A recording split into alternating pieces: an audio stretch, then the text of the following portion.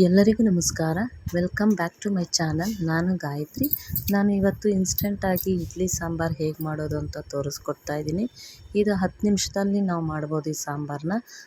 ನಾವು ಈ ರೀತಿ ಸಾಂಬಾರು ಮಾಡಿದ್ರೆ ಬೇಗನೂ ಟೈಮ್ ಸೇವ್ ಆಗುತ್ತೆ.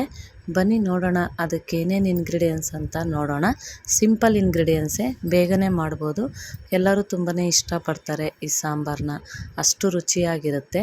ಬನ್ನಿ ನೋಡೋಣ ಅದಕ್ಕೆ ಏನೇನು ಇಂಗ್ರೀಡಿಯೆಂಟ್ಸ್ ಅಂತ ನೋಡೋಣ ಬನ್ನಿ. ಇವಾಗ ಸ್ಟವ್ ಹಚ್ಕೊಂಡು ಬಾಣಲಿ ಇಟ್ಕೊಂಡಿದ್ದೀನಿ. ಬಾಣಲಿಗೆ ಎಣ್ಣೆ ಹಾಕ್ಕೊಳ್ತಾ ಇದ್ದೀನಿ. ಎಣ್ಣೆ ಸ್ವಲ್ಪ ಬಿಸಿ ಆಗಬೇಕು. ಎಣ್ಣೆ ಬಿಸಿ ಆದಮೇಲೆ ನಾನು ಸಾಸಿವೆ ಹಾಕ್ಕೊಳ್ತಾ ಇದ್ದೀನಿ. ನೋಡಿ, 1 ಟೀ ಸ್ಪೂನ್ ಸಾಸಿವೆ ಹಾಕ್ಕೊಳ್ತಾ ಇದ್ದೀನಿ. 1 ಟೀ ಸ್ಪೂನ್ ಜೀರಿಗೆ ಹಾಕ್ಕೊಳ್ತಾ ಇದ್ದೀನಿ.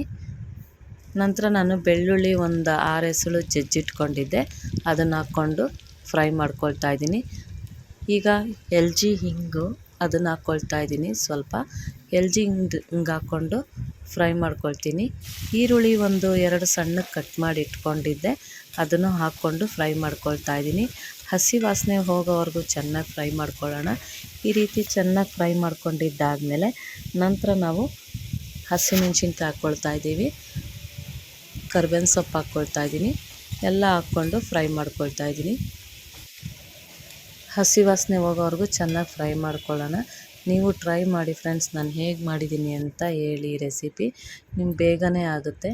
ಈಗ ನಾನು ಬೌಲ್ ತಗೊಂಡು 2 ಸ್ಪೂನು ಕಡಲೆ ಹಿಟ್ಟು ಹಾಕ್ಕೊಳ್ತಾ ಇದ್ದೀನಿ. ಕಡಲೆ ಹಿಟ್ಟು ಹಾಕ್ಕೊಂಡು ಸ್ವಲ್ಪ ನೀರು ಹಾಕ್ಕೊಳ್ತೀನಿ. ನೀರು ಹಾಕ್ಕೊಂಡು ಸ್ವಲ್ಪ ಗಂಟು ಇರುತ್ತಲ್ಲ, ಅದೆಲ್ಲ ಚೆನ್ನಾಗಿ ಮಿಕ್ಸ್ ಮಾಡ್ಕೊಳ್ಳೋಣ. ಈ ರೀತಿ ನೋಡಿ, ಚೆನ್ನಾಗಿ ಮಿಕ್ಸ್ ಮಾಡ್ಕೊಳ್ಬೇಕು. ಇನ್ನೂ ಗಂಟಿದೆ ನೋಡಿ, ಇನ್ನೂ ಗಂಟಿದೆ. ಸ್ವಲ್ಪ ಚೆನ್ನಾಗಿ ಮಿಕ್ಸ್ ಮಾಡ್ಕೊಳ್ಳೋಣ. ಚೆನ್ನಾಗಿ ಮಿಕ್ಸ್ ಮಾಡಿಕೊಂಡ್ರೆ ಗಂಟೆಲ್ಲ ಇರಲ್ಲ. ನೋಡಿ, ಈ ರೀತಿ ಇನ್ನೂ ಸ್ವಲ್ಪ ಇದೆ. ಇನ್ನೂ ಸ್ವಲ್ಪ ಚೆನ್ನಾಗಿ ಮಿಕ್ಸ್ ಮಾಡ್ಕೊಳ್ಳೋಣ.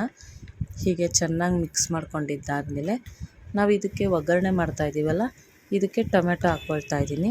ಟೊಮೆಟೊ ಒಂದು 3 ಕಟ್ ಮಾಡಿ ಇಟ್ಕೊಂಡಿದ್ದೆ, ಸಣ್ಣಗೆ ಹೆಚ್ಚಿಟ್ಕೊಂಡಿದ್ದೆ, ಅದನ್ನು ಹಾಕ್ಕೊಂಡು ಫ್ರೈ ಮಾಡ್ಕೊಳ್ತಾ ಇದ್ದೀನಿ. ನೋಡಿ, ಈ ರೀತಿ 1 ಟೀ ಸ್ಪೂನು ಅರಿಶಿನ ಹಾಕ್ಕೊಳ್ತಾ ಇದ್ದೀನಿ. ಚೆನ್ನಾಗಿ ಸ್ಮ್ಯಾಶ್ ಮಾಡ್ಕೊಳ್ಬೇಕು ಟೊಮೆಟೊ ಚೆನ್ನಾಗಿ ಬೇಯೋವರೆಗೂ ಸ್ವಲ್ಪ ಫ್ರೈ ಮಾಡ್ಕೊಳ್ಬೇಕು. ಈ ಟೊಮೆಟೊ ಬೇಯುವಾಗಲೇ ನಾವು ರುಚಿಗೆ ತಕ್ಕಷ್ಟು ಉಪ್ಪು ಹಾಕ್ಕೊಳ್ಳೋಣ. ಉಪ್ಪು ಹಾಕ್ಕೊಂಡು ಚೆನ್ನಾಗಿ ಮಿಕ್ಸ್ ಮಾಡ್ಕೊಳ್ಳೋಣ. ಈಗ ನಾವು ನೋಡಿ, ಈ ರೀತಿ ಚೆನ್ನಾಗಿ ಸ್ಮ್ಯಾಶ್ ಮಾಡ್ಕೊಳ್ಬೇಕು, ಇಲ್ಲಾಂದರೆ ಟೊಮೆಟೊ ಹಾಗೇ ಇರುತ್ತೆ.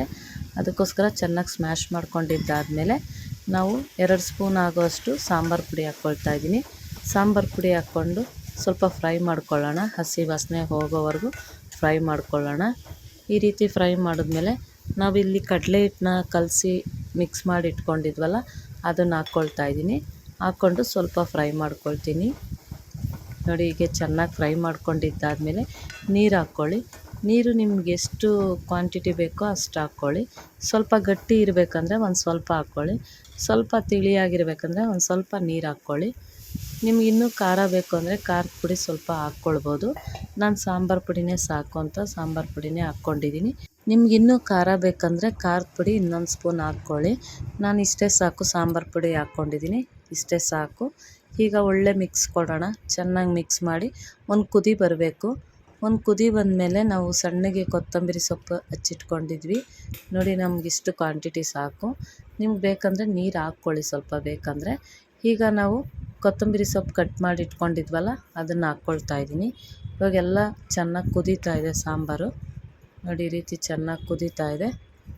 ಇವಾಗ ನಾವು ಇಡ್ಲಿಗೆ ಈ ಸಾಂಬಾರು ಹಾಕ್ಕೊಂಡು ತಿಂದರೆ ಎಷ್ಟು ಚೆನ್ನಾಗಿರುತ್ತೆ ಗೊತ್ತಾ. ನೀವು ಟ್ರೈ ಮಾಡಿ ಫ್ರೆಂಡ್ಸ್, ನಾನು ಹೇಗೆ ಮಾಡಿದ್ದೀನಿ ಅಂತ. ತುಂಬಾ ಚೆನ್ನಾಗಿರುತ್ತೆ. ನೀವು ತುಂಬಾ ಇಷ್ಟಪಡ್ತೀರಾ. ನಾನು ಈ ಮಾಡಿರೋ ರೀತಿ ನೀವು ಮಾಡಿದ್ರೆ ತುಂಬಾ ಇಷ್ಟಪಟ್ಟು ತಿಂತೀರಾ. ಇನ್ಸ್ಟೆಂಟಾಗಿ ಇಡ್ಲಿ ಸಾಂಬಾರು ರೆಡಿಯಾಗಿದೆ.